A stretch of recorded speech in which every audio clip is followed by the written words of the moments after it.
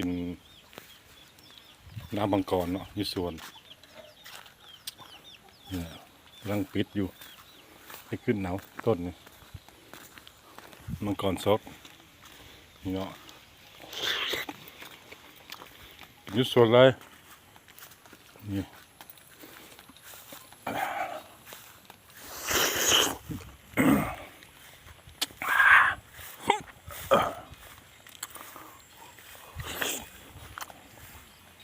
หวานมีต้นเนื้อ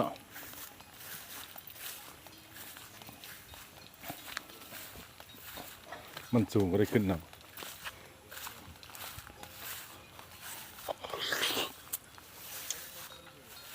ขอปลากล้วยเลาะมัน มีอย่างอยู่ปากกล้วย มีได้มากนี่นะ วะ มันอันนั้นหญ้ามันขึ้นคลุ้มคุ้มมัน โอ้ มัน นี่ เกิดในเงามัน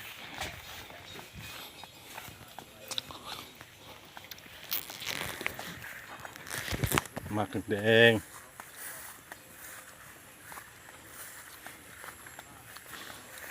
กินสดๆแซ่บหวาน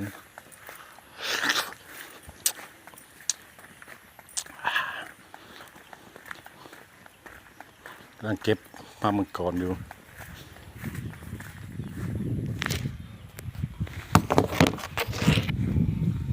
ใส่สองเบื้อง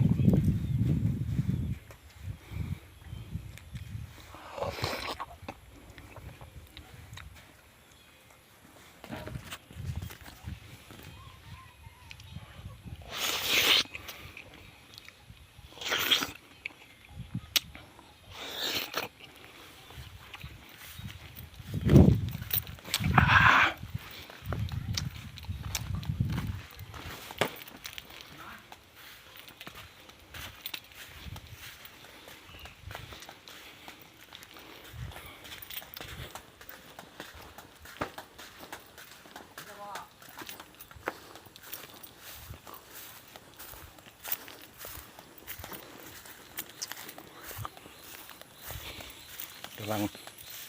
เข้าไปสวนปาล์มเนาะไม่ใช่สวนอินทรามสวนมากอินทราม แล้วรับจอใหม่ นี่นะคือสวนกล้วยผมปีนะมาปิดปีมัน ร้ายเถอะ เอามาหลายแล้วนี่แหละก็จะจัด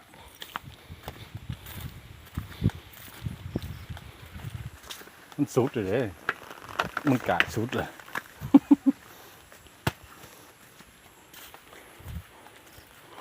มันสุดมันเลยบ้า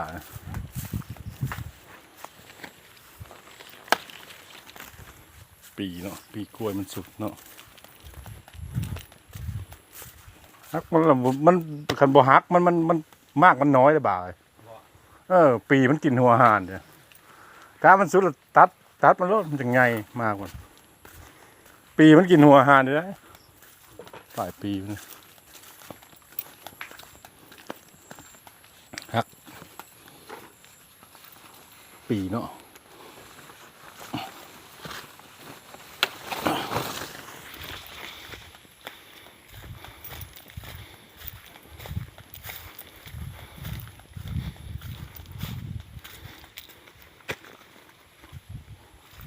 พอก็ได้บายมันติดลายพวกแล้ว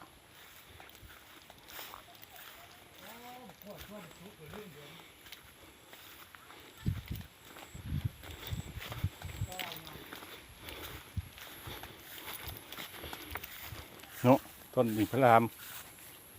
นี่คือต้นอินทรามไงแล้วบางต้นก็เป็นมากแล้ว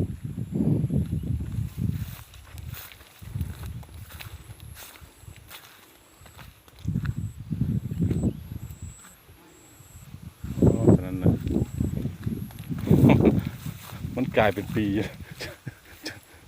จนว่ามีปีเลย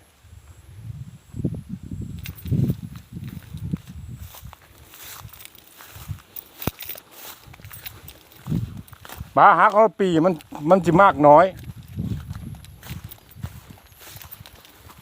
ปีมันญาติหัวหานมากล้วยมันก็บ่ใหญ่แหละมันบ่สุด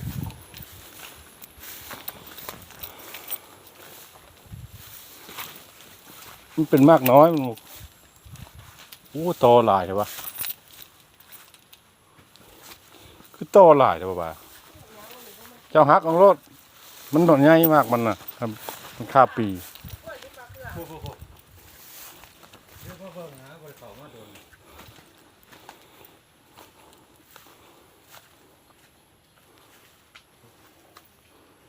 กูหมักมังกรต้นน่ะเอามาได้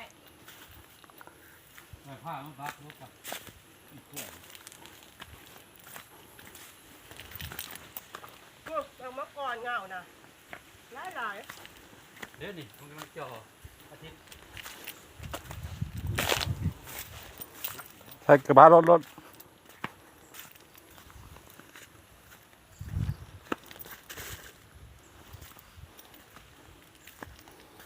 ปีกล้วยเนาะมันได้ปิดออกถ้าบ่ปิดมากมันจะบ่ใหญ่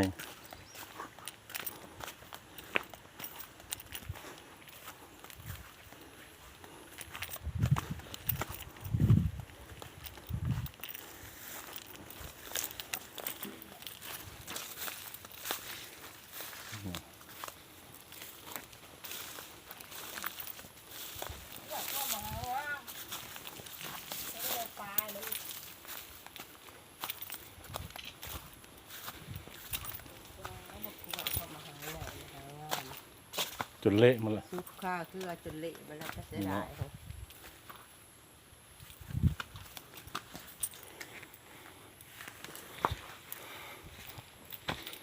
หาฮักปีก่อน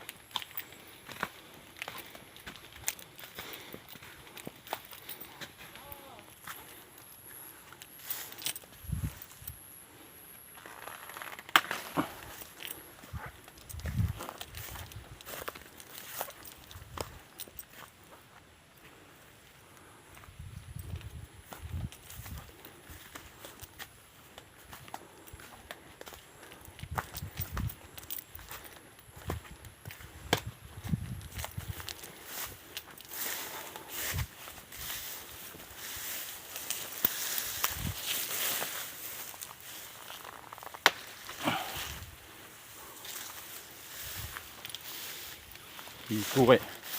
เอาไปเฮ็ดแกงเส้นป่าเนาะโอ้สุดยอดแกงเส้นป่า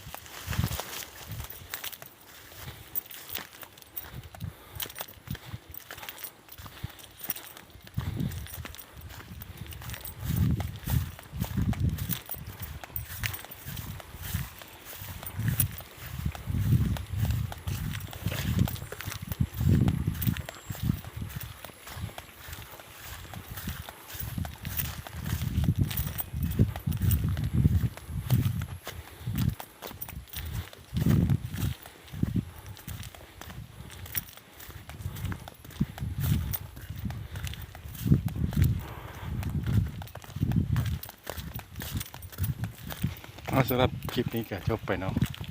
ครับมาส่วนอย่างแกงกระเบา